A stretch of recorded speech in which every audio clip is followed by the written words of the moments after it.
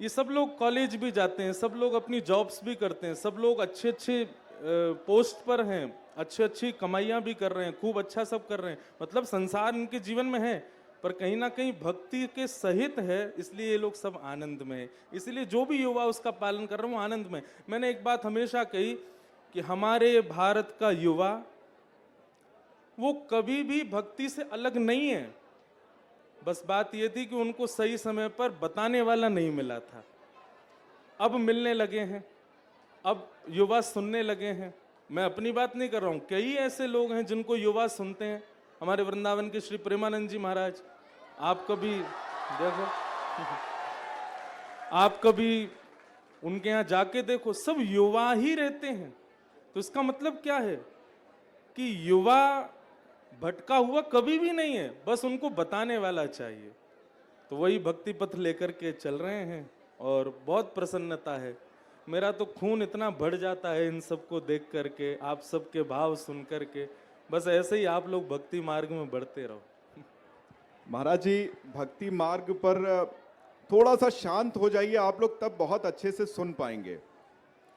मेरा इसी में से निकलता एक प्रश्न है कि आप अभी वृंदावन में भी देख रहे होंगे, अयोध्या में भी देख रहे हैं, उज्जैन में भी देख रहे हैं, दर्शनार्थियों की संख्या में बहुत ज़्यादा वृद्धि हुई है। हर जगह बहुत दर्शनार्थी पहुंच रहे हैं, लाखों की संख्या में।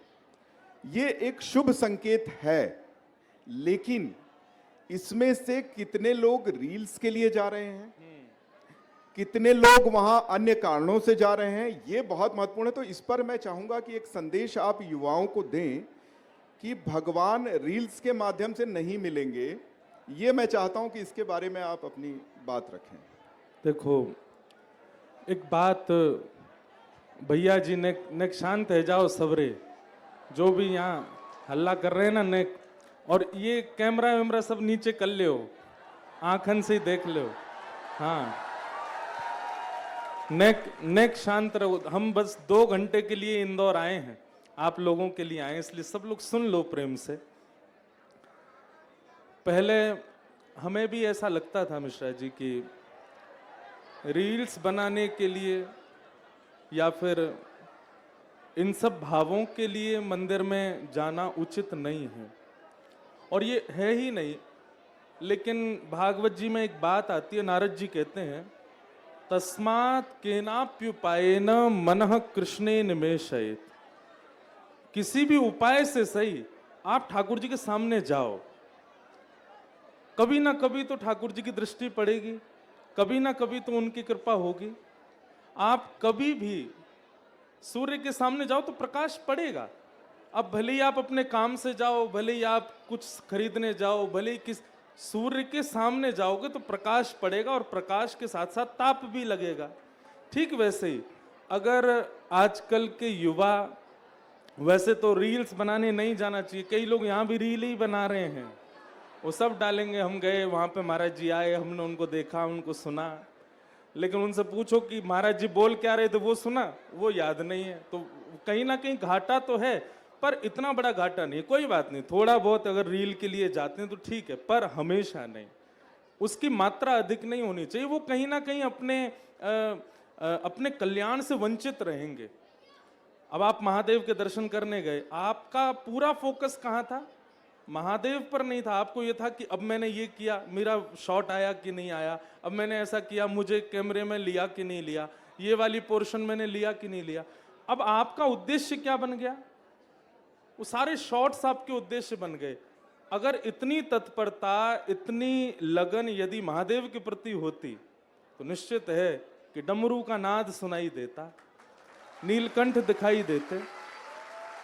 तो मैं दोनों बात कहूंगा कि रील्स बनाने के लिए तीर्थों में जाना एक आध बार के लिए ठीक है। अब कई बार ऐसा भी होता है कि कई इन्फ्लुएंसर ऐसे होते हैं, उनकी वीडियोस देख के लोगों के मन में आता है हम भी जाएं, उन कारणों से ठीक है। पर आप उद्देश्य में अगर ठाकुर जी को नहीं रखेंगे तो आप वंचित रहोगे। उद्देश्य आपका मीराबाई की तरह हो।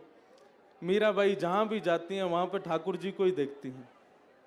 मैं देखूं जिस ओर सखीरी, सामने मेरे सांवरिया। मीराबाई का स्वरूप ऐसा था, वो किसी सांवले व्यक्ति को देखती ना तो उसको भी जाके बोलती तुम कितने भाग्यशाली हो। क्यों? तुमको श्री कृष्ण ने अपना वर्ण दिया है। किसी ऐसे व्यक्ति को देखती जिसके पैर ठीक नहीं है, थोड़ा लचक करके चल रहा है, थोड़ा लंगड़ा करके चल रहा है, मीराबाई उसके पास जाती, रोज आती, बोले मुझ पर नहीं कृपा की ठाकुर जी ने, तुम पे कर दी कि तुमको अपनी त्रिभंगता प्रदान कर दी। कोई बहुत शैतान बालक होते हैं ना, उनके माता पिता तो डांट रहे होते, मीराबाई कहती अरे श्री कृष्ण ने अपने एक गुण इसको प्रदान किया। वो सब में ठाकुर जी को देखती थी। क्यों? क्योंकि उनका उद्देश्य श्री कृष्ण है। हमारा उद्देश्य जब बदल, पूरी बात केवल और केवल उद्देश्य पर निर्भर करती है। आप अगर केवल इसलिए उज्जैन गए हैं कि मैं इंस्टाग्राम पर उसकी वीडियोस डालूंगा, मेरे फॉलोअर्स बढ़ेंगे, तो आप ही वंचित रहोगे। तो कहीं ना कहीं एक पुण्य भी बनता है कि आप महाकाल गए, और कहीं ना कहीं आप वंचित भी रहे कि आप उद्देश्य शुद्ध लेकर के नहीं गए।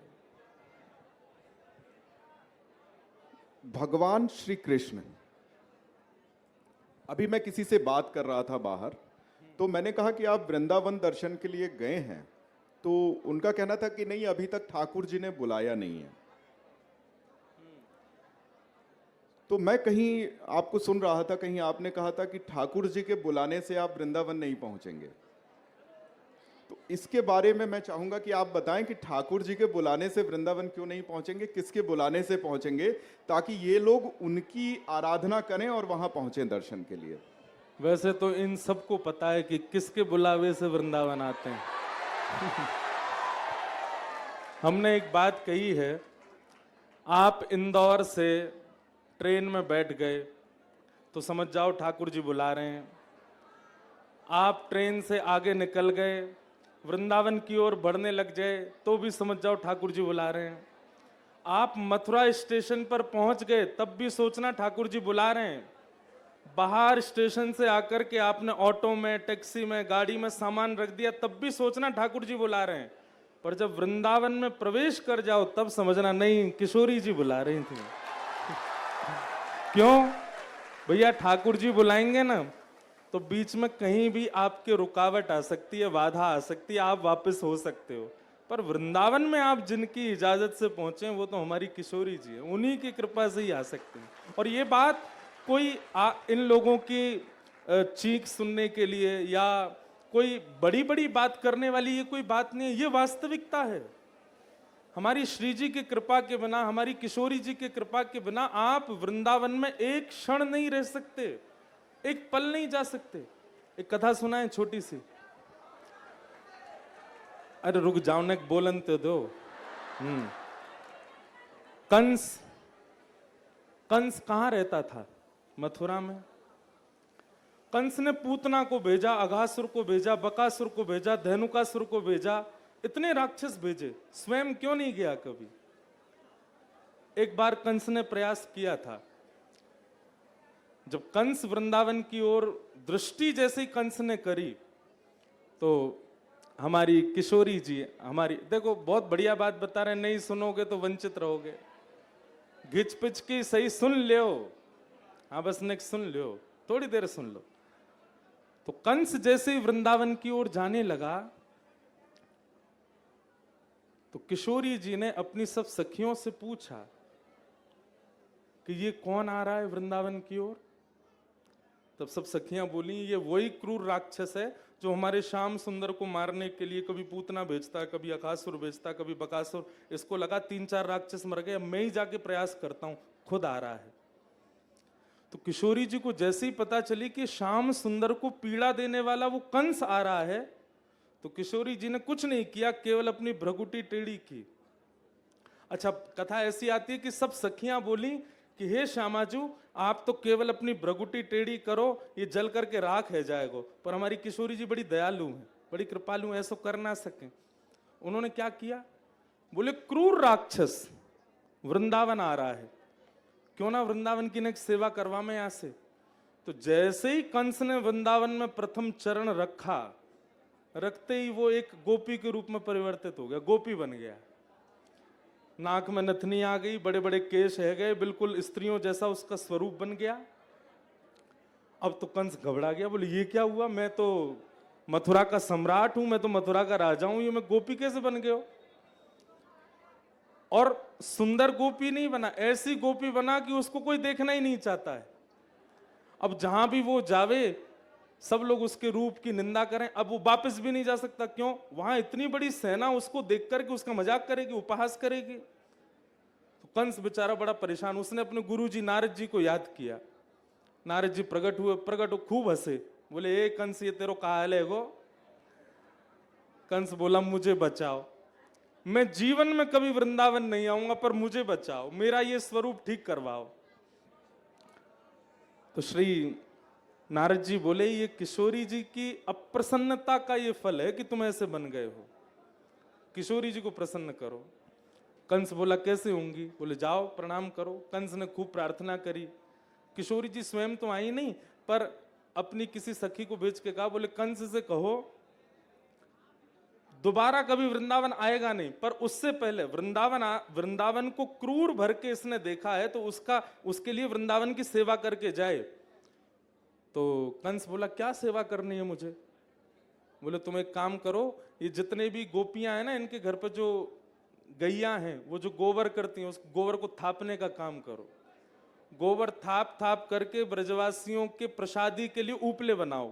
आपके यहाँ क्या बोलते हैं? गोबर का कंडा बोलते हैं ना, उपला। ऐसे उपला बनाओ, उससे ब्रजवासियों की सेवा होगी। ब्रजवासियों की सेवा से तुम्हारा पाप जब कम होगा तब तुम पुनः कंस बनोगे, फिर दोबारा कभी वृंदावन आना नहीं। अगली बार यदि वृंदावन की तरफ आए, इस बार तो तुम गोपी बने हो, अगली बार सोच लेना क्या बनोगे। तो कंस ने सब ब्रजवासियों के यहाँ जा करके गोबर उठाए, गोबर के कंडा थापे। उसका रूप ऐसा कि कोई उसको प्रेम भर के देखता नहीं था। खूब कंडा थाप थाप करके जब उसके ऊपर श्री जी को दया आ गई, तो पुनः कंस बना और दौड़ा महाराज चौकड़ी बाहर के मथुरा। बोले दोबारा नहीं जाऊंगा वृंदावन। उसके बाद फिर ठाकुर जी को ही बुलवाया मथुरा। तो इसलिए वृंदावन जाने का मन बन रहा है तो ठाकुर जी बुला रहे हैं, वृंदावन जाने की टिकट हो गई तो समझो ठाकुर जी बुला रहे हैं, ट्रेन में बैठ गए, फ्लाइट में बैठ गए तो ठाकुर जी बुला रहे हैं, दिल्ली से वृंदावन की ओर चले गए तो समझो ठाकुर जी बुला रहे हैं। लेकिन जब वृंदावन में प्रवेश हो जाओ तो यही समझना हमारी किशोरी जी बुला रही थी, श्यामा जी बुला रही थी। मतलब वृंदावन में राज किशोरी जू का ही है। हमारे माई श्यामा जू को राज, जाके अधीन सदा ही सांवरो, या ब्रज को सरताज। हमारे माई श्यामा जू को राज।